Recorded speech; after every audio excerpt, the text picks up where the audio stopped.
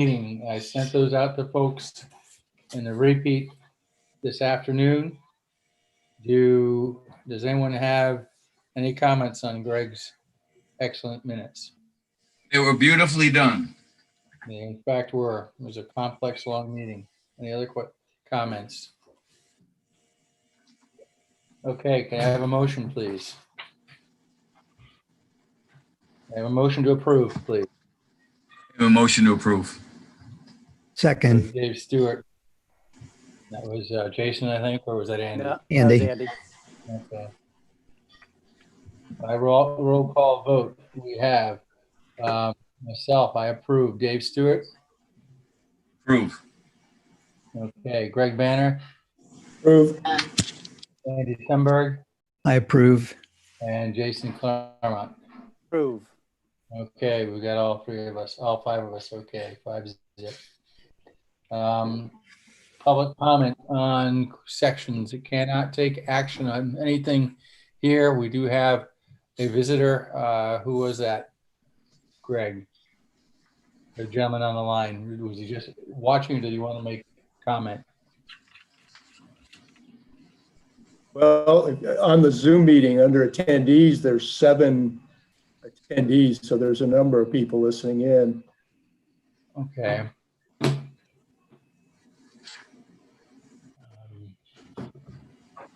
Yes. Now, are they, Chris Cotter? You're running this, right? In terms of the host. Yes, so we can bring in the I can just go in the order. Or actually, if anyone wants to raise their hand, I don't know if anyone's just listening or if they have something to say. Right, we have a Brian LeCompte in the corner there, and I don't know who the other people are.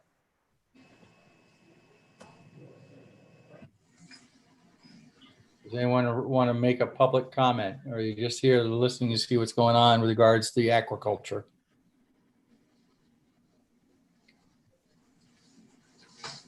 Are you seeing anything, Chris? I'm not seeing anything here.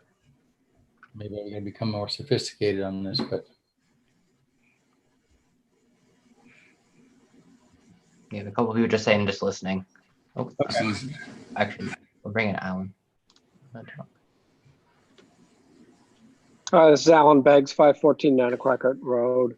I'm here mostly to listen and learn about the aquaculture and to voice my opposition to any aquacultural development in Nanaquacket Pond. Okay, I can address that to some degree for you, Alan, right now.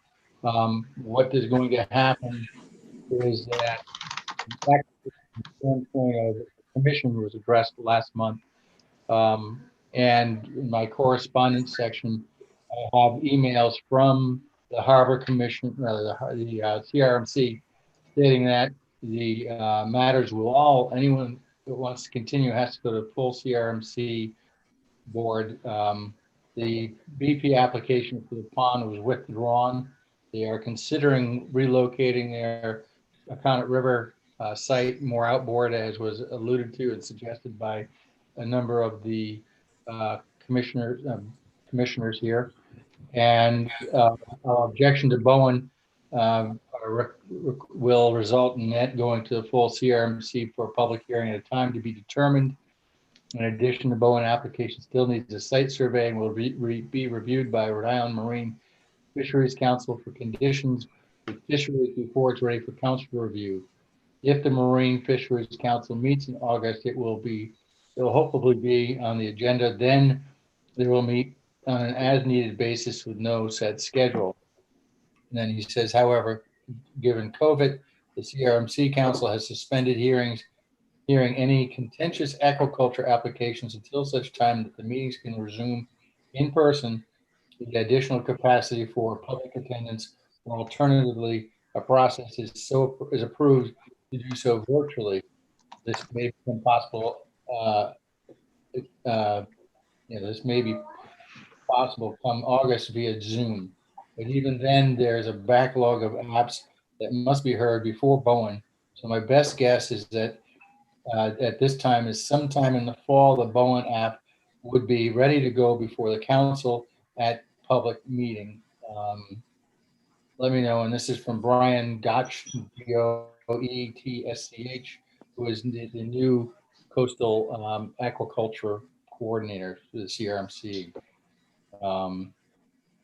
That was in response to my inquiry as to what was going on.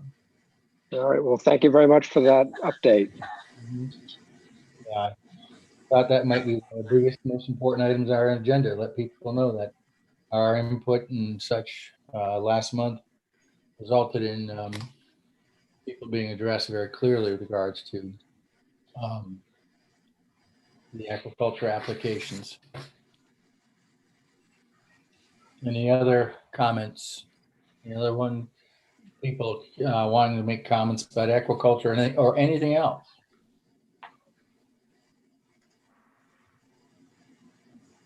Are you seeing anything, Chris Cotter? I don't see anything. Okay, and actually, Chris Cotter is actually. No, I'm in person. It just says him, but Right, it's actually Andrew. Andrew. Okay, thank you, Andrew. All right. Old business. Okay, no, CRMC and DEM emails regarding harbor management plan. Back at the beginning of the year, we started getting some correspondence from CRMC relative to that and indeed DEM. And what I will do, guys, is scan these and share them with you. They're wanting us to do our updated harbor management plan. And then as the COVID kindly got involved here, we lost Greg and his coordination with Jason and their technology skill sets, although Andy has certainly demonstrated he's got a couple of those skill sets that David and I don't have. And so later on in the agenda is the whole aquaculture ordinance and the question of how we can meet and when people think they can meet and whatnot. So I will get that later on. The old business, the bogland boat ramps, those have been things that have been pursued predominantly by Paul Duarte, who's sick and going to the doctors tomorrow. So let's hope he's not a COVID guy. And if he is, we'll be glad we met with by Zoom.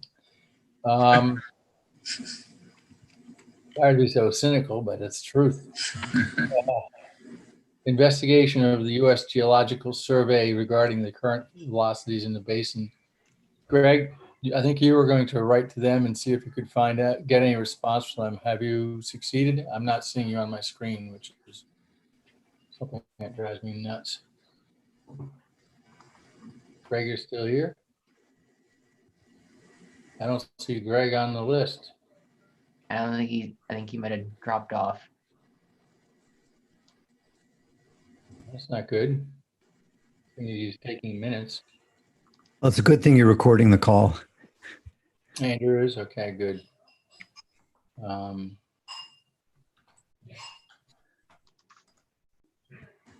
put it on that. Okay. So we have that dinghy landing at Stonebridge abutment. Fred Souza, I haven't had a chance to talk with the administration relative to the $10,000 budget item that we got approved earlier in the year, but I don't think they know where the budget's at this moment. So we still got to figure out what we can do with regards to that.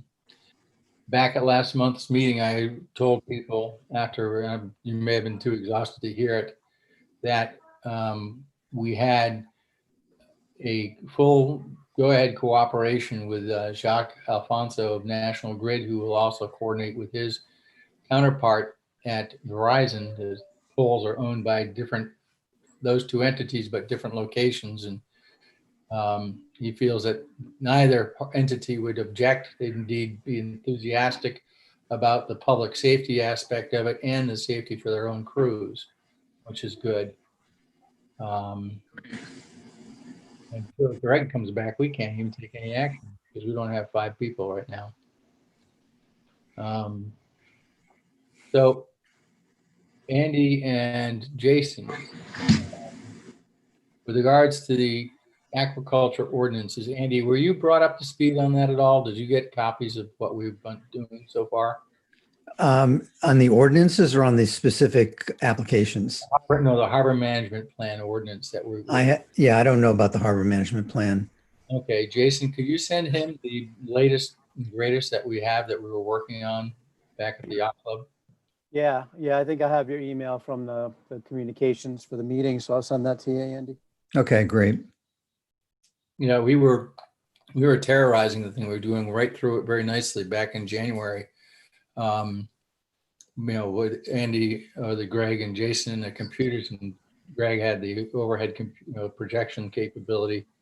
And now the question is, can we get back together and do it again? Because I think it's important that everyone see the same screen while we're working on it, and we move forward on it. Because DEM and CRMC, a little suspect that some aspect of it is a function of with COVID, they had time to sit and do things that they hadn't otherwise had time to do.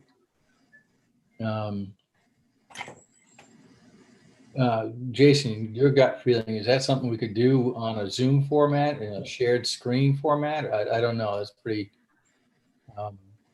new concept to me.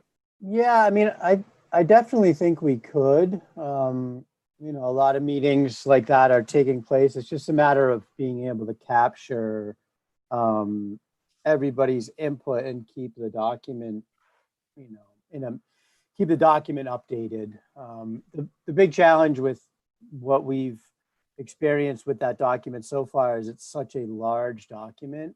So if people aren't familiar with, you know, sharing via Google Drive or anything like that, then there's some of those challenges we'll have to overcome. But I think we could convene a Zoom meeting and try to make some progress on there. You know, another option is if it doesn't have to be, I don't think we have to hash that out, adhering to the public meeting criteria, correct? Because we could essentially sort of pass it around, you know, take cracks at it and then assign certain members to certain sections and then convene to kind of go over that as well.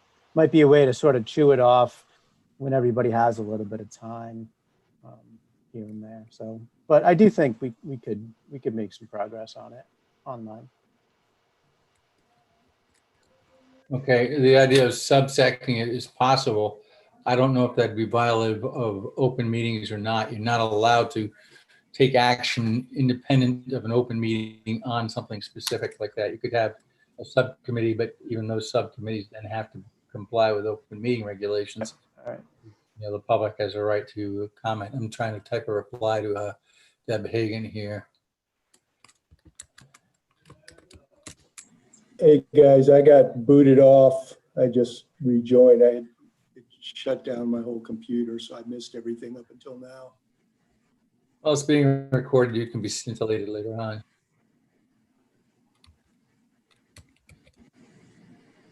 Where are we in the agenda? We've been zooming through, no pun intended, because the Sepauwett and Fogland boat ramp was pretty much Paul Duarte's baby.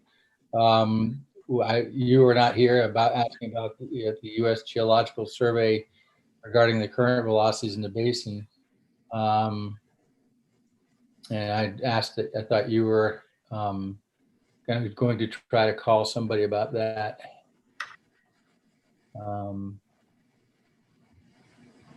Get this out of the way. So with that, and then we got the dinghy landing at Stonebridge. That's the question of whether or not the $10,000 that was budgeted for it will in fact be funded, given the financial straits that COVID has put the town in, because they're not sure they even have the ability to have passed a budget yet. But I did share the news, as I did at the end of the last month's exhausting meeting, about the fact that National Grid and I'm assured but Verizon will join in, that they like the idea of the elevation straps on their poles. So now the challenge is to design an efficient means of installing them. Tyler, how are we doing on the mooring status and such? I see you're still on board here. Yep, I'm still here. They're all back in, and I'm actually approving some new moorings.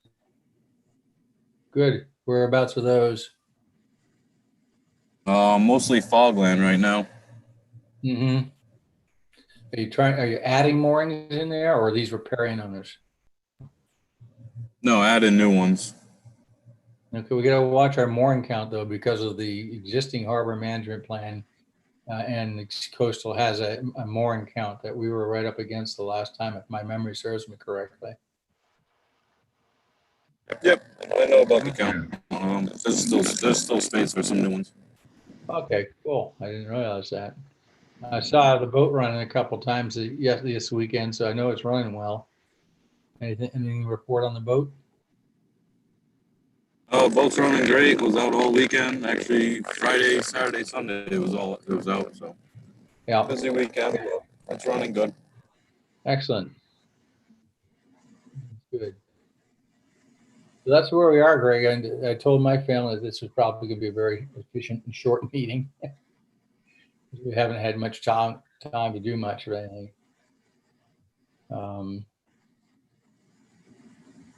Any other comments? I don't have any. All right, nobody else has any? It being now 7:26, we having started at 7:10. I think a 15-minute meeting is in order for a beautiful July night. Anyone have any comments? Hang on a minute. Rick Westlow to all panelists about your preliminary thoughts on agriculture ordinance. All I can tell you, Rick, and everybody, is that it's a element that was absent in the first harbor management plan, because the concept that was actually at that time very new as a CRMC project. And we will be addressing that, and certainly the events that we've experienced recently brought to light the need for a pretty comprehensive plan. The one town council member and the solicitor had a Zoom meeting of some kind, or a phone meeting with CRMC to address getting a agreement with CRMC, a letter of understanding that about the town's involvement in any aquaculture project.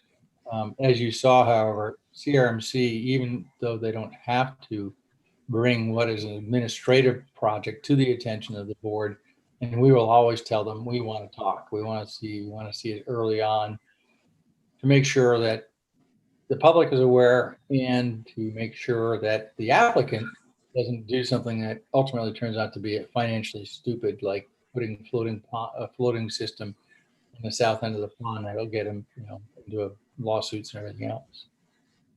But no, that element of the harbor management plan has not been addressed. We were working towards it in January, and then, well, what most of you don't understand is one of our members is a member of FEMA.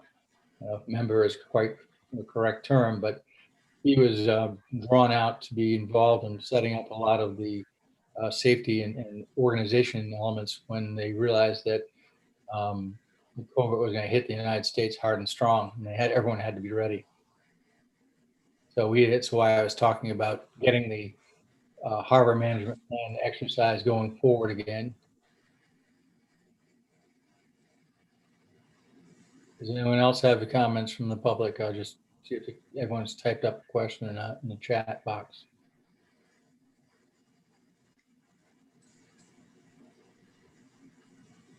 Can anyone see Andrew and Raj? Can you see if there's anyone typing at all? I don't know what you can see.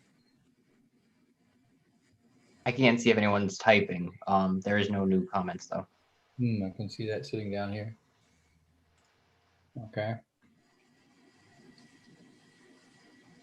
Hey, Greg, I've just got a question for us. Do we know if all of our members of our board intend to remain on the board and be active? Because there are a couple that seems to have been, haven't made the last couple of meetings, several meetings, and I'm just wondering if we have people waiting in the wings we know who want to join the board, if we should be switching them out, or think about that if somebody wants to get off. Well, one of my calls this evening was to Peter Core, who indicated he's just been swamped with work and he's going to be resigning from a number of boards he's on. He's on half the boards in town, I think. And I got to talk to Roger Winiarski. I had hoped he'd be back involved with us, but I don't think he's going to. Way back at the beginning of the year, he was taking care of his wife, and now I can only imagine that's a more intense issue than it had been. So my guess is that Roger will be withdrawing. So those are two slots that I think will probably be opening up. And it would be good to get, more activity. I don't know where Chip is tonight. When I sent out the inquiry about this meeting, he was fishing in the Adirondacks, but I was obviously he could still be on Zoom now, but he's not. He didn't answer his mobile, but he's an active member. So I think we're going to probably have a couple of slots open up. So if there are people that are interested in joining us and being involved as a whole in the harbor management program, the Harbor and Coastal Waters Commission, submit your applications. I would just ask that I be given the courtesy of getting a copy of them, or ask that the town send them to me as well, so that we know who's coming on board or who's applying.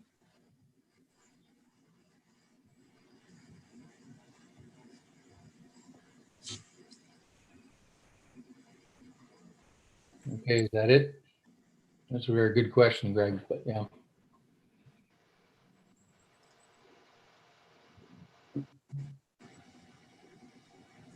Well, if that's it, then gentlemen, do I have a motion for somebody that's appropriate motion? I make a motion that we adjourn. I'll second that one. And so on a roll call vote, I will vote yes. And Dave Stewart, Yes? Andrew Sumberg, Yes. Jason Claremont, Yes. Greg Banner. Yes. Okay.